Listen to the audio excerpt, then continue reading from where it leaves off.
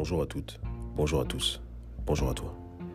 Bienvenue dans le Passeport illimité, le podcast qui déconstruit et explore les idées reçues sur la gestion émotionnelle, la gestion du stress et sur la liberté par le leadership. Grâce au processus Full Mindedness, nous décortiquons ces 3 axes fondamentaux qui vont te permettre de lancer ta transformation vers la personne alignée et authentique que tu veux être au quotidien. Bienvenue dans l'épisode 24 de la saison 1.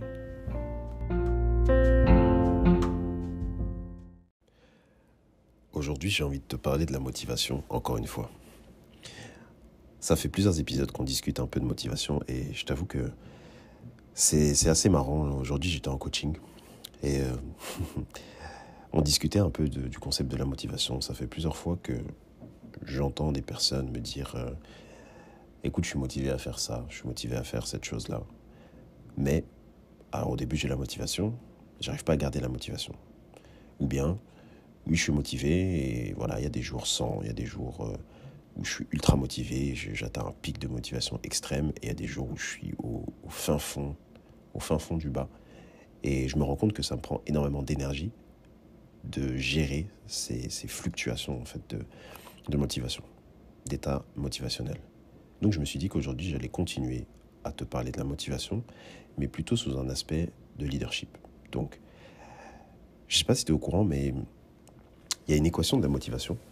Alors, c'est pas moi qui l'ai inventée, bien sûr, mais cette équation de la motivation, selon Vroom, elle est hyper intéressante et c'est quelque chose que j'ai pu analyser depuis un certain temps et j'ai envie de t'en parler. Pour pouvoir être motivé et garder de la motivation, tu vas devoir prendre en considération plusieurs aspects. Et c'est là où le bas blesse. En général, on a l'impression que la motivation, c'est une chose. C'est quelque chose de très global et je me lève, je suis motivé à faire ça, ça y est. Et si je me persuade que je peux être motivé tous les jours à faire ça, bah c'est ça la motivation, ça va me permettre d'être motivé. Alors qu'en fait, rien à voir. La motivation, elle est liée évidemment à plusieurs choses, elle est liée à tes besoins surtout. Et on a parlé un petit peu des besoins il y a un certain temps, mais donc il faut que tu sois capable déjà d'analyser tes besoins. Et qu'est-ce qu'on a dit ? On avait dit que derrière la motivation, il y avait un besoin et il y avait un flux d'énergie qu'il fallait maîtriser. Bon, ça c'est la première partie. Il y a un modèle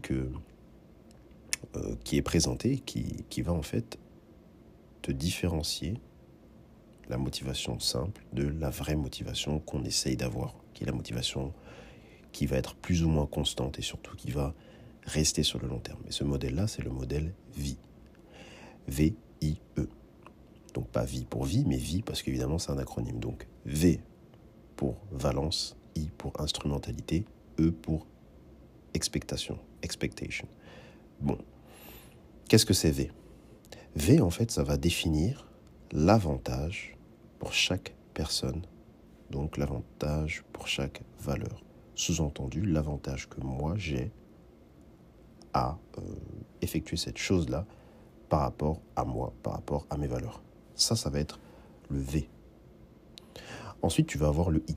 Le I, ça va être le lien entre les efforts et les avantages. Finalement, qu'est-ce que j'ai ? En faisant cette chose-là, qu'est-ce que moi j'ai ?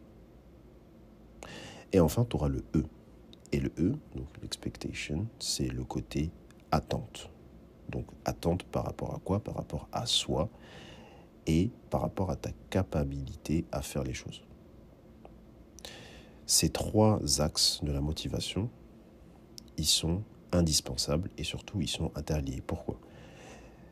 Le modèle vie, en fait, il repose sur une équation de la motivation. Et cette équation de la motivation, c'est V fois I fois E.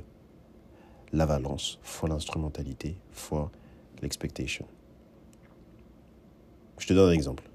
Qu'est-ce que ça veut dire ? Si maintenant, moi, je me lève aujourd'hui et je suis motivé à faire un podcast comme maintenant, et puis je suis motivé là même à en enregistrer 2-3 heures, je suis hyper chaud aujourd'hui, et puis je sais pas, dans quelques jours, je sais que je vais devoir penser à mes podcasts pour la semaine prochaine, et j'ai la flemme.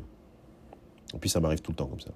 À un moment donné, j'ai la flemme, et quand j'ai la flemme, je procrastine jusqu'au moment où j'ai pas le choix, où je me dis, purée, j'ai pas le choix, il faut que je le fasse. Et je fais constamment ça. Je monte, je descends, je monte, je descends. Qu'est-ce que ça m'amène ? Ça m'amène une perte énorme d'énergie. Et donc, pour éviter ça, je vais devoir me dire, bon, finalement, quels sont les avantages que j'ai, moi, à faire ce podcast ? Ça me permet de communiquer, ça me permet, moi, de m'exprimer, ça me permet de structurer mes idées, ça me permet d'apporter de la valeur, etc. etc. Ensuite, c'est quoi le lien entre les efforts et les avantages ? Est-ce que je m'y retrouve, en fait, derrière ça ? Oui, je m'y retrouve, en effet. Moi, ça m'apporte du plaisir de le faire, déjà. Et puis, rien que ça, déjà, ça suffit à ce que je m'y retrouve. Malgré l'effort, ça m'apporte du plaisir. Et les attentes, est-ce que je me sens capable de le faire ? Oui, en effet, si je le fais maintenant, je me sens capable de le faire. Donc, il faut que je puisse maintenir cette équation. C'est-à-dire que si aujourd'hui, je me lève et je me dis, tout est bon, et puis dans 4 jours, 5 jours, 6 jours, je ne vois plus le lien qu'il y a entre l'effort, parce qu'aujourd'hui, cette nuit-là, j'ai mal dormi, je me réveille, et en fait, non, en fait, je vais me casser la tête, et puis le lendemain, c'est la même chose. J'ai pas envie. Forcément, ma motivation, elle est équivalente à 0. V fois I fois E, ça fait que s'il y a un seul des termes qui est égal à 0, toute mon équation de motivation est égale à 0. Et c'est là où je voulais t'amener. On oublie que la motivation, c'est pas un aspect, c'est plusieurs aspects liés, et que pour que ta motivation se maintienne et soit constante, tu dois tendre vers la plus haute note dans chacun de ces termes, chacune de ces catégories. Et qu'un seul de ces termes à 0 annule ta motivation. Et c'est comme ça qu'on fonctionne dans la vie commune, c'est que on laisse en fait un des termes tomber à 0. Il faut éviter ça. Tu peux réduire, et donc tu peux avoir un score qui est plus bas, sur une échelle de 0 à 10 par exemple, te dire qu'aujourd'hui, je suis à 2. Oui, ta motivation elle sera peut-être moins haute. Mais vu que tu as, par exemple, l'avantage que tu y retrouves et tu as tes attentes par rapport à ta capacité qui sont assez hautes, alors ça va. Tu vas quand même être motivé. Et il faut s'arranger à maintenir cet équilibre-là entre tous ces termes et non pas accepter qu'il y en ait un qui tombe à 0, sinon toute ta motivation finalement, elle tombe à 0. Essaie de réfléchir à ça et essaie de prendre une situation dans ta semaine pour laquelle tu ne te sens pas motivé et essaie de voir quelle est exactement la partie de ta motivation qui pêche et qui te pose problème. La suite au prochain épisode.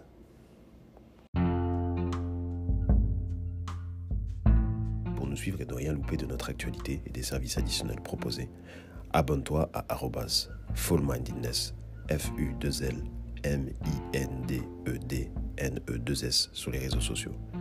Si tu veux en savoir plus pour être accompagné, pense à réserver ton appel stratégique gratuit avec moi avec le lien que tu peux trouver en description. Bien sûr, abonne-toi au podcast sur ta plateforme de podcast préférée en activant les notifications pour recevoir une alerte à chaque nouvel épisode.